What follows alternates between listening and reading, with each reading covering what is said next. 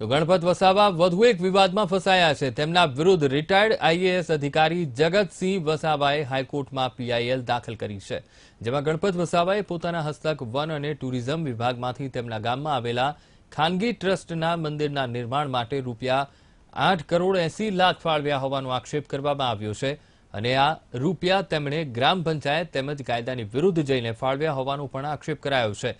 જો કે આ મામલે ગણપત વસાવાએ પોતાના પર લાગેલા આક્ષેપોને નકાર્યા હતા અને અરજદાર કોંગ્રેસના નેતા છે, જે તેઓની સામે ચૂંટણી હારી ગયા છે, જેથી રાજકીય દ્વેષભાવ રાખી અરજી કરી હોવાનું જણાવ્યું હતું।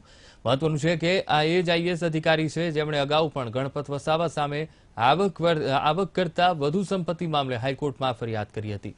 ત્યારે વધુ એકવાર ગણપત વસાવા સામે ભ્રષ્ટાચારના આક્ષેપો કરતા સ્થાનિક રાજકારણ ગરમાયું છે।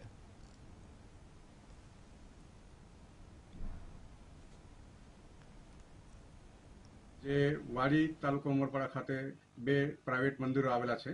એ પ્રાઇવેટ મંદિરો માટે મંત્રીશ્રીએ એમના પોતાના ડિપાર્ટમેન્ટ ગુજરાત ટુરિઝમ કોર્પોરેશન તરફથી એક નિવેદન જાહેર બહાર પાડેલી। એના આધારે અમે હાઈકોર્ટમાં ગયા છે।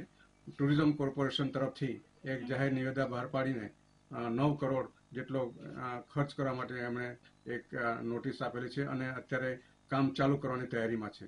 અને એના માટે અમે જો આ પૈસા જો 9 કરોડ રૂપિયા ગામના વિકાસ માટે અથવા તો ગામના જે શેલ્ટરલેસ ઘરો છે, જે ગરીબ લોકો છે, એમના ઘરો જો બનાવવામાં આવે એમાં અમને કોઈ વાંધો નથી, પરંતુ જે પ્રાઇવેટ ટ્રસ્ટ છે એ ટ્રસ્ટ કોઈ પણ જગ્યાથી પૈસા લઈ શકે, તો એના માટે 9 કરોડ પૈસા સરકારના પૈસા ખોટી રીતે વાપરવાના હોય એની સામે અમે પીઆઈએલ દાખલ કરેલ છે।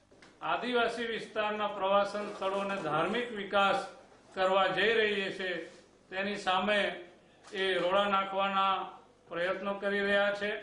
આ જે બંને મંદિરોના કામ સંપૂર્ણ રીતે સરકારના નિયમો અને ધારાધોરણ મુજબ મંજૂર કરીને ટેન્ડર કરીને આ કામો શરૂ